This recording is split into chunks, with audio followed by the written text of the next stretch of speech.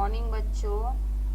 आज हम क्लास 7 का हिंदी बुक से पाठ 16 काव्य माधुरी का अध्ययन करेंगे।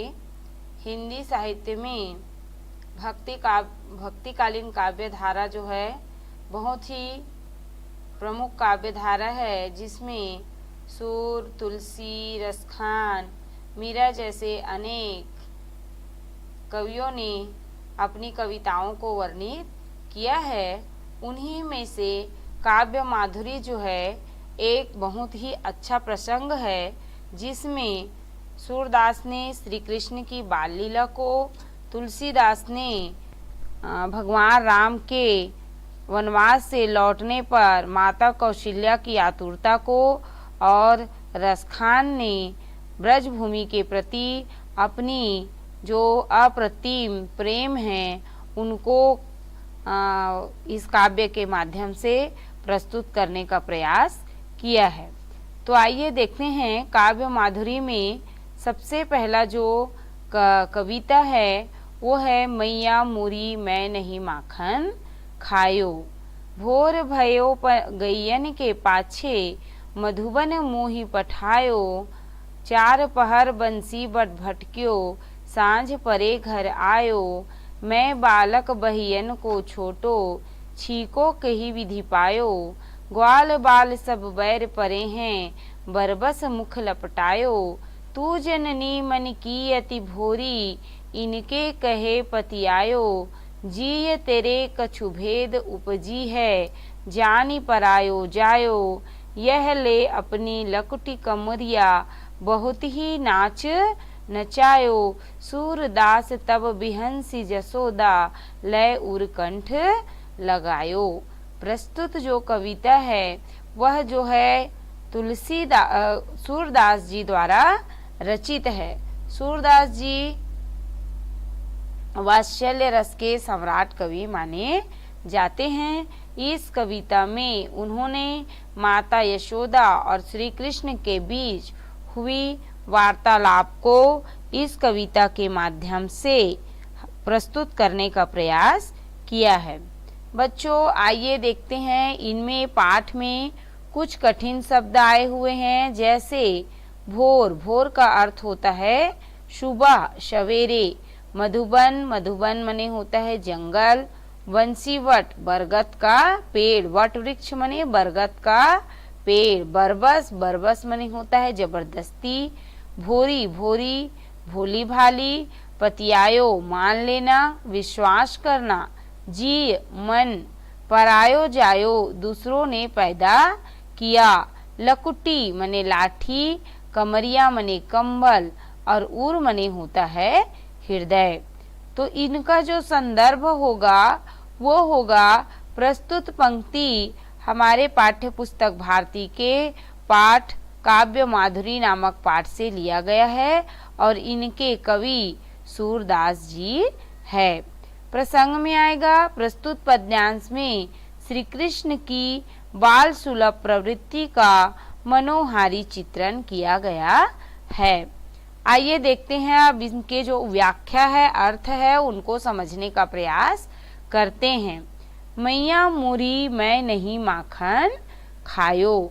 श्री कृष्ण अपनी माता यशोदा से कह रहा है कि मैया मैंने माखन नहीं खाया है। भोर भयो गैयन के पाछे मधुबन मोही पठायो। सुबह होते ही तो तुमने मुझे वन में भेज दिया था। जंगल में जाकर मैं गायों को चरा रहा था। चार पहर बंसी भट भटक्यो सांझ परे घर आयो। मैया सुबह जैसे हुई आपने मुझे जंगल में भेज दिया था। चार पहर मने पूरी दोपहरी मैं बरगद वृक्ष के नीचे बैठा था, और जैसे ही शाम हुई मैं अभी घर को आया हूँ। मैं बालक बहियन को छोटो छीको कही विधि पायो। मैं तो छोटा बालक हूँ। छीको, छीको मने होता है दही हांडी को रखने वाली रस्सी। मैं छोटा बालक हूँ, मेरी हाथ भी छोटी छोटी है, मैं इस रस्सी को कैसे खींच सकता हूँ। मैया ग्वाल बाल सब बैर परे हैं, बरबस मुख लपटायो। सभी सखा जो है मेरी दुश्मन हो गए हैं, वे जबरदस्ती मेरी मुख पर मक्खन को लगा देते हैं। तू जननी मन की अति भोरी, जननी मने होता है माता। हे मैया तू मन की अति भोली भाली है, तू इन लोग जैसा कहते हैं उनकी बातों को मान लेती हो। जिये तेरे कछु भेद उपजी है, जाने पर आयो जायो। मुझे तो ऐसा लगता है कि तुम्हारे मन में मेरे प्रति भ्रम पैदा हो गया है और तुम मुझे पराया समझने लगी हो। यह ले अपनी लकुटी कमरिया बहुत ही नाच नचायो। यदि आपको ऐसा लगता है कि मैंने ही माखन चुराया है तो यह जो लाठी है उसको ले लो और आप मुझे जितना चाहे उतना नचा लो, मैंने तुम्हें बहुत तंग किया है। सूरदास तब बिहंसी जसोदा लय उरकंठ लगायो। सूरदास जी कहते हैं कि श्री कृष्ण की भोली भाली बातों को सुनकर माता यशोदा जो है मुस्कुरा उठी और श्री कृष्ण को उठाकर अपने हृदय से लगा लिया।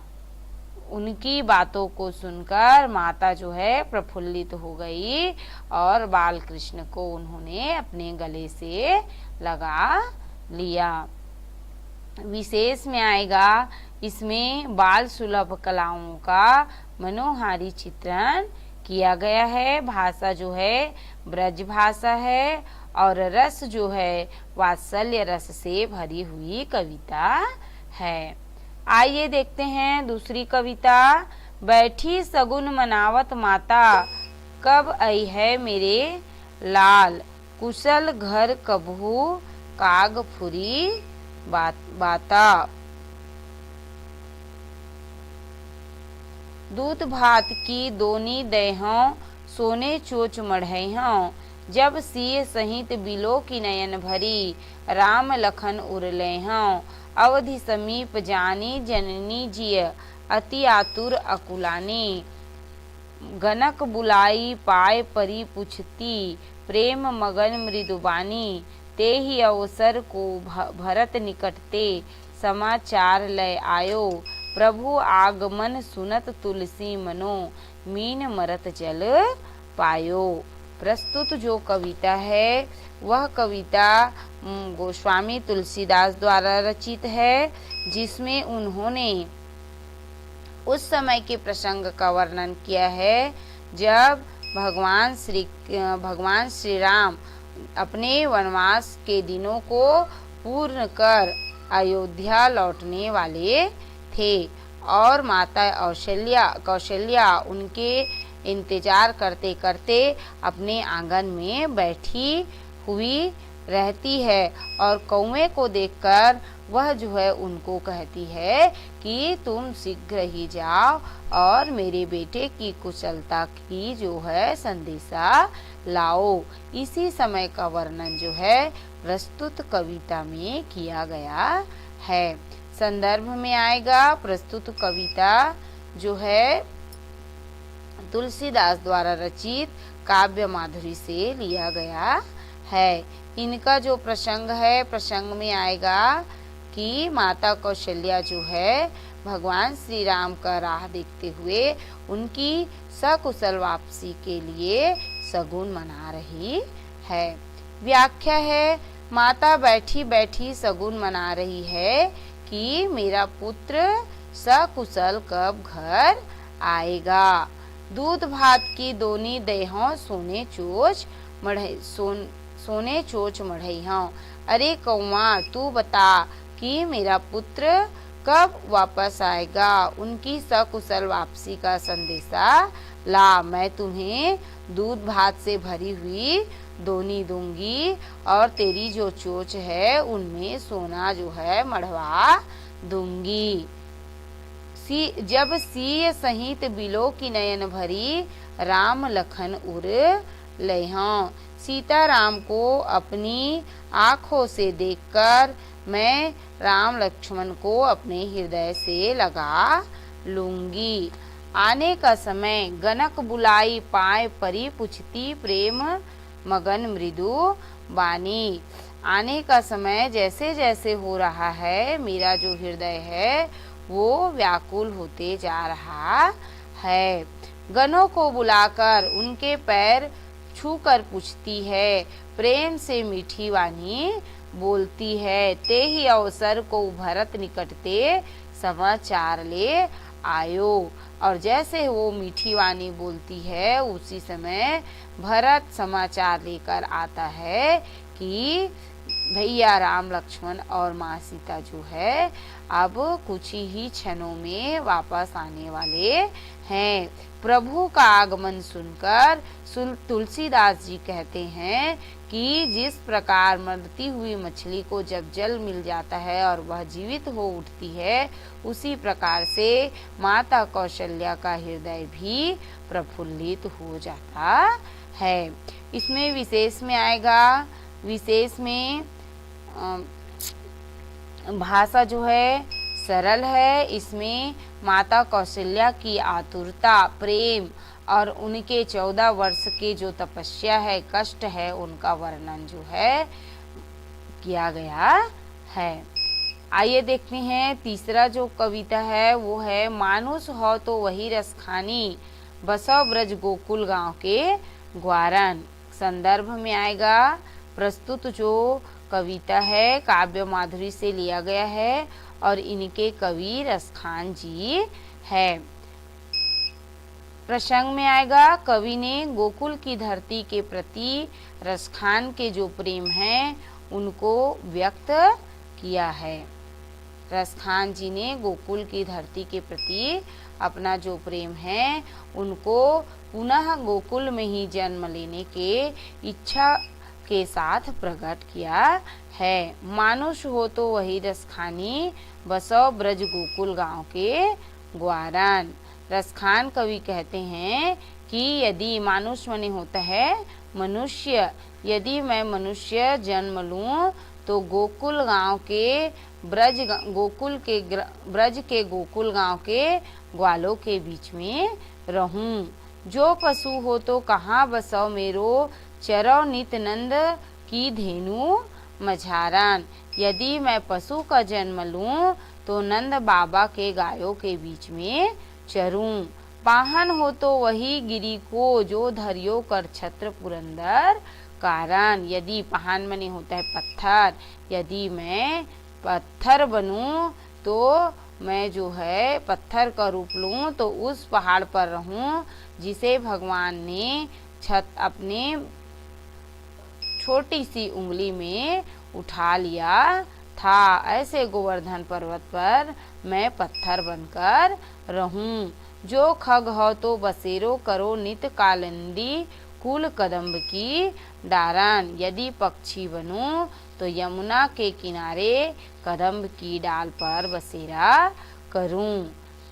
इस कविता के माध्यम से रसखान ने यदि वह पुनः मनुष्य जन्म ले तो वह जो है ब्रज के गांव में ग्वालों के बीच रहना चाहता है।